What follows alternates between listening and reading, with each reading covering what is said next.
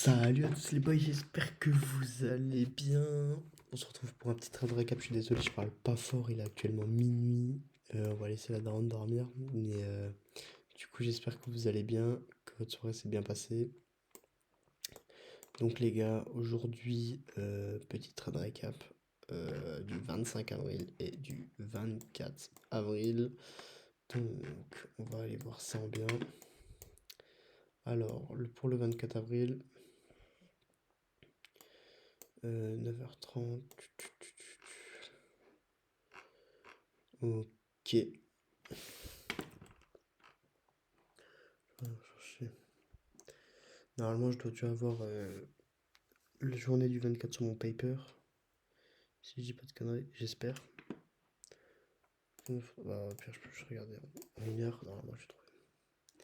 Juste pour retrouver la config que j'avais. J'ai pas de cause, super.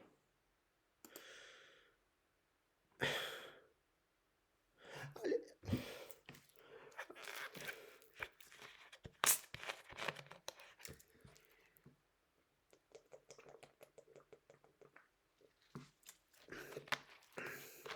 Bien sucré. Ça donne du peps un peu, putain. Oh, rempli de bulles ce truc là. Bon, allez là, non mais. Eh, non mais. Moi j'ai plein de trucs qui me servent à rien. C'est quoi ce bordel là? Pourquoi il n'y a plus rien qui marche? C'est pas possible. Alors, MNQ, 1 heure. Journée ici, du 24, donc voilà, juste ici. Alors du coup, ici on avait une zone d'équal. Juste ici, moi je m'attendais à ce qu'on vienne retracer et reclôturer au-dessus de cette zone. Donc pour moi, à partir d'ici, on allait être baissier, parce qu'on avait encore un gros apport en liquidité. Et il nous restait encore un fair value gap H1.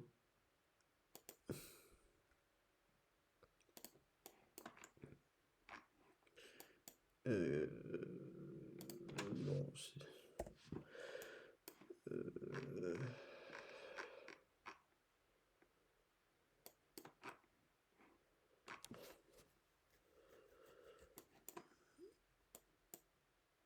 si, ça va. Du coup, oui, excusez-moi, je suis juste en train de rechercher toutes mes zones, mais oui. Du coup, il nous reste encore un fair value gap H1 juste ici. Assez petit, mais ça reste quand même un fair value gap H1 juste ici. Donc, j'attendais l'ouverture de 13h. En gros. J'attends une minute tout de suite. Ouverture de 13h. Juste ici. 13h30, ouverture. Alors ici, on vient réagir à la baisse dans un fair value gap. Ici, on vient reprendre les dernières liquidités avant l'ouverture de 13h30 en recomblant parfaitement le fair value gap.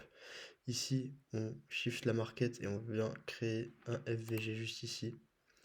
Et du coup, j'avais mis mon entrée juste là avec un SL juste ici et un TP de tête basé sur les dernières liquidités ici, je pense.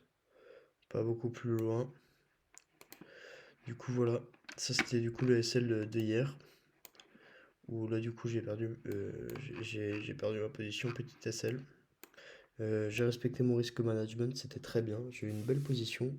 Et une fois qu'elle a été finie, j'ai clôturé. Donc, on s'améliore de jour en jour. Donc là, on respecte le risque management, etc. Et les positions, le plan qu'on a, c'est important. Excusez-moi. Ensuite, journée d'aujourd'hui. On a eu l'ouverture 8h30. Juste là. Juste ici, quelque part. Ici, là. Et on a l'ouverture de minuit juste ici.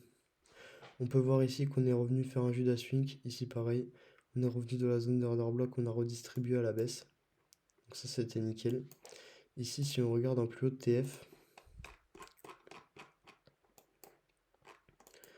il nous reste encore une zone d'order block. Ça c'est la première fois que j'utilise le profil de volume.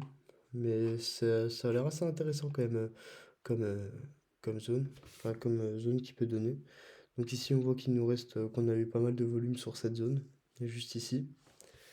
Donc ici on s'attend à un order block plus fiable. Et ici on a du coup aussi un break de structure à la baisse. Voilà, juste ici. Et juste ici, on vient re-break à la hausse au-dessus de ces hauts-là. Et on retient bien, bien sûr, la time frame, c'est important. Mais on passe sur une config. Enfin, je veux dire, j'ai pas pris position sur la bougie de 9h45 à 10h. Ça aussi, du coup, maintenant j'essaie de faire attention à ça parce que j'ai eu pas mal de SL aussi à cause de la time frame. Ça, je sais que ça joue aussi et qu'il faut que je fasse plus attention à ça. Du coup, j'essaie de me bloquer. Donc ici, retour dans l'order block, juste ici. Alors j'ai pris deux positions, une ici, où ça? Une ici, en fait quand on a déplacé ce dernier point bas. Mais sauf que j'ai stressé, j'ai vu le prix remonter, j'ai coupé ma position, je me suis dit là c'est pas une vraie entrée que je voulais avoir. Et puis après du coup j'ai attendu juste le vrai break, juste ici, où j'ai pris position un peu plus tard. Voilà. Donc ici je suis rentré, SL placé au-dessus de l'OB. Et initialement, je voulais target cette zone. Pourquoi? Parce que bah, on le voit ici, c'est super flagrant. Mais on a une énorme zone de liquidité toute là. En fait, c'est des énormes écoles low. Et je suis même choqué qu'on n'ait pas venu les reprendre durant cette journée. On est revenu juste au-dessus. Honnêtement, c'est vraiment bizarre. Du coup, là, j'avais un TP1 qui était sur cette zone, juste ici, qu'on est venu toucher incroyablement bien. Et mon TP2, initialement, il était plus bas sur cet order block, si je dis pas de bêtises, quelque part dans cette zone. Après, je l'avais remonté sous ces écoles, sous cette zone de liquidité, parce que c'est aussi une liquidité H1. On le voit très bien H1 aussi, où, que le prix a beaucoup entre guillemets, bloqué sur cette zone et que il a créé pas mal de liquidité. Voilà, juste ici. Après, il y a quelque chose que j'aurais pu voir en plus, c'est que ici, on est déjà venu les re-sweep avec cette mèche. Et ici, cette liquidité, on les a sweep là. Ceux-là, on les a sweep là. Donc en soi, ça paraît être une résistance, mais c'est quand même un sweep de liquidité à chaque fois. Donc voilà, c'était assez subtil pour celui-là. J'ai pris TP1. Et au TP1, j'ai ensuite laissé courir ma position. J'ai pas bougé mon SL par contre. J'aurais pu le mettre à BE, je ne l'ai pas fait. Parce que du coup, là, si on regarde bien, en fait, c'était en 30 secondes, donc ça paraissait beaucoup plus probable. Et là, je suis peut-être un peu trop descendu en time frame, mais c'était un peu la même chose. Où juste ici, dans cette zone, on avait une zone d'order block, juste ici, là. Et en gros, le prix, là, il est revenu rebreak à la hausse, revenu ranger dans cette zone d'order block.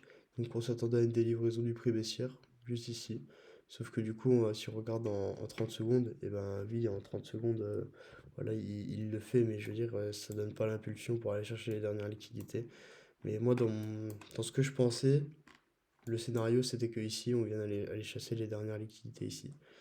Donc voilà, on ne l'a pas fait. On est revenu SL beaucoup de temps après, à midi. Il était très long le trade. Du coup, j'avais laissé courir, hein, voilà, j'ai laissé faire le prix. Du coup, on part sur un SL. On a eu quand même un PNL de, je crois, que j'ai mis en story Insta, si j'ai pas de conneries, c'était à peu 40 $ de bénéfice, je crois, un truc comme ça. C'est pas énorme. Mais du coup, on reste positif et en respectant mes règles. C'est surtout ça le plus important. Le PNL, je m'en fous un peu.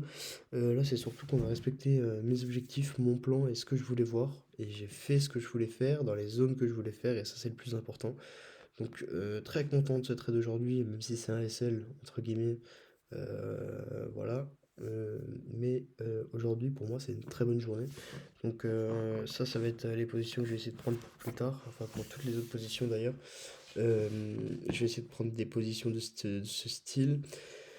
Aussi, je suis en train de créer un tableau Excel de zinzin qui va permettre d'avoir un tableau de bord de trading où on va avoir le win rate, etc. qui va être très intuitif. Donc pour l'instant, il est en construction, je vous en parle ici. Je vous le montrerai peut-être un peu plus tard quand j'aurai au moins fait un peu le style parce que là, je suis en train de tryhard les formules, je tryhard dessus. Et c'est super long à faire, hein, je ne pensais pas. Mais là, avec le tableau Excel, je pourrais voir statistiquement ce qui va et ce qui va pas. Et d'ailleurs, en pensant à cette position, il faut que je rajoute dans le tableau Excel aussi un truc du style est-ce que par exemple, quand je vais toucher le TP1, est-ce que je vais me faire SL ou pas? Est-ce que, est-ce que je vais souvent toucher le TP1, TP2 et puis après SL? Donc ça veut dire que mes positions, il faudrait que je mette des TP plus petits, que je voie un peu à la baisse et que je suis souvent, par exemple, en train d'abuser d'abuser les réactions du marché, etc. Donc ça, c'est un truc qui va beaucoup m'aider, je pense. Statistiquement, ça va beaucoup m'aider. Donc c'est un truc que je vais bosser là encore maintenant. Et puis voilà. Donc voilà pour les deux trades. On finit la semaine, on clôture la semaine dans le négatif. Et puis voilà, donc on a un balance de 52 404 et pour du coup un drawdown max de 50 000, à savoir que l'objectif est de 53 000 pour passer l'FTMO. Qu'est-ce que je raconte? Top step. Donc on s'y rapproche petit à petit, on verra ce que ça donne par la suite. Et puis voilà. Donc les gars, sur ce, je vous fais des bisous et on se retrouve dans le prochain trade recap, donc lundi. Et puis voilà. Donc sur ce les gars, bye bye.